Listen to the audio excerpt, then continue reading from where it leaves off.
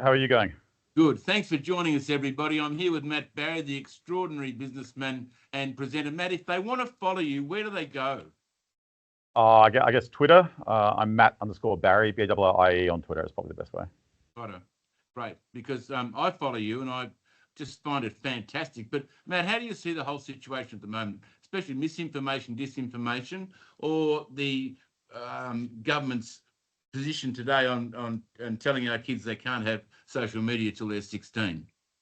Well, I think someone said it best on Twitter when they said if Albanese wants to, lose the election and pack up and go to Copacabana, can he resign now and save us all the problems and troubles of bring the country into disrepair? I mean, I just can't understand why he thinks this is a good thing to do. I mean, it's literally Orwellian, and it's pretty much the definition of fascism, right? I mean, it's the government basically deciding what you can and cannot say on the internet, which is pretty bizarre. And now they've come out and said that they want to stop. They're going to ban anyone under the age of 16 from using social media. And by the way, that they've clarified that to say that also includes YouTube. So I know a lot of my friends with kids use YouTube to play Peppa Pig to their kids, and there's a lot of teenagers that use it to kind of watch videos around educational stuff for school and so forth. But now apparently that's captured, and it's completely mental. As we've seen over the last few years, there's been a pretty intense, I don't know, I want a better word, mind virus. I think it's captured, some parts, particularly of the Australian government, in terms of just the sheer amount of propaganda that seems to be coming out. And so, I mean, this bill, in my mind, is not really a bill protecting anyone. It's not a bill that has any votes behind it. I mean, nobody wants to basically be forced to upload their license to use the internet, which is basically what this is. Because I mean, the only way you can stop 16-year-old kids or less to use the internet is you're going to have to upload your ID to every platform on the internet where you're chatting away or you're watching videos or whatever it may be.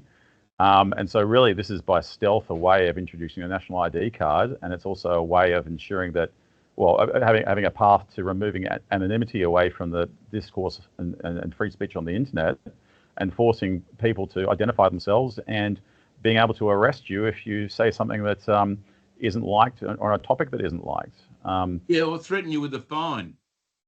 Well, in the UK, you've seen what's happened. If you retweet something, it can throw you in jail for a couple of years. And I think just recently they've just shown that people have been thrown in jail for things that actually were true, that the government was pretending were not true, and it's subsequently come out through a series of things. So and have a set of bureaucrats as well, oversighting what Matt Barrie might be saying about housing on the internet.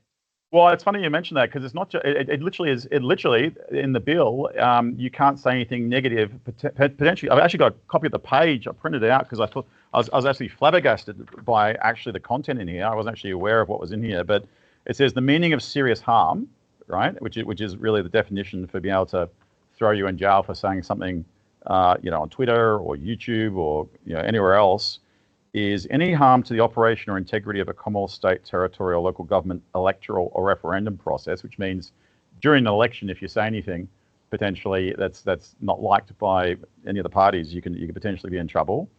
If you say anything that harms public health in Australia, including the efficacy of preventative health measures. Well, as we know, during COVID, there was a lot of government propaganda around the efficacy of ivermectin, for example, and the vaccines and so forth. And if you discuss that, and that the government doesn't like the certain things that you're saying, because you're actually using your own brain and reading the academic papers as they come out and the research studies, and it doesn't go along with the official line, they can throw you in jail. Vilification of any group, and it goes a big long list here of race, religion, sex, sexual orientation, gender identity, intersex, disability, national, ethnic, blah, blah, blah, blah, blah, or vilification of an individual because of a belief that the individual is a member of such a group, even if they're not a member of such a group, they just believe they're a member of such a group. And then it's got down here, or you say something that might imminently harm the Australian economy, including harm to public confidence in the banking system of financial markets. So literally, it means if you say something negative about the housing market, because the Australian economy is completely dependent on the housing market, you could be thrown in jail. or fined, or the platform that you're speaking on could be fined. And of course, they'll use that as a death by 1,000 cuts to go after X, because there's free speech on X, and governments don't. Well, many governments around don't like it. Obviously, there's been a big change in the US now, and they love it.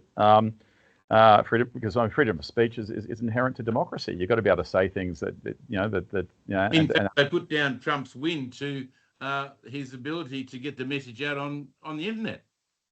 Exactly, because all the channels, all the traditional channels which were controlled for distribution of propaganda, kind of had a problem when you had a free speech platform out there, and so on and so forth. So, who's going to determine all of that? And then the other section says misinformation is content that is reasonably verifiable as false, misleading, or deceptive. Well, who's going to determine that? Because as we saw with COVID and the efficacy of the mRNA vaccines and so forth, that took a long time to figure out. And I think the Australian government, the TGA, still have a certain opinion which conflicts with what I think the evolving thing that's happening in terms of science and scientific publishing on the matter. And the content is provided in a digital service to one or more users. So, and it's likely to cause serious harm, which is that list over there. So if you go out there and you basically say, I think the Australian housing market is overpriced, they would just say, well, that's potentially serious harm to the economy, and you've distributed. Well, they say it's a serious harm to the economy or the banks, and as a result of that, we'll throw you in jail for a couple of years. And one other aspect to it, Matt, would be that anybody who was threatened with a major fine, be it the provider of the information or the platform that it's put out on, they would become very, very, very conservative in what they allowed to go on their platform, wouldn't they? I mean, this will be used as a weapon just to shut down the platforms they don't like. Basically, it'd be a death of 1,000 cuts. They'll be going in there and just fine after fine after fine, and using effectively lawfare to shut down any platform they don't like.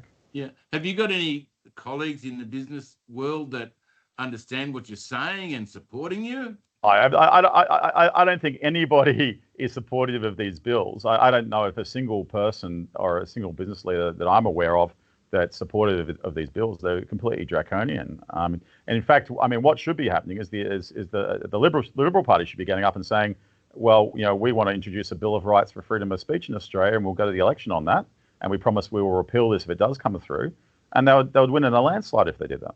Absolutely. Matt, if you had to say something to the Prime Minister today, what would you say? I don't know what you're doing. Like, literally, I have absolutely no clue what you're doing. It just seems to be the actions of someone who's just is very, very weak-willed, that they want to control the narrative on the internet. They want to force all Australians to effectively upload their ID to use the internet, because that's what's going to be required. I can't see any other way to police this. And who knows where it will go in the future. Maybe they'll require you to get a license to surf the internet, like they do in the UK for watching TV. You have to go and pay an annual fee potentially to get your license upheld.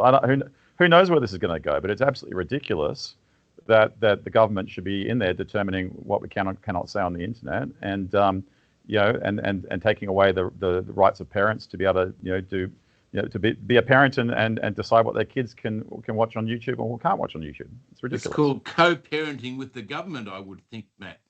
It's actually a bit worse than that, actually. Yeah, it's abrogating the rights of the parents to basically parent their children. So, Matt, Barrie, you've given us your precious time. Thank you so much. We love the work that you do.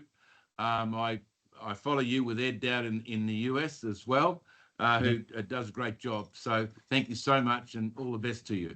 Thanks, Russell.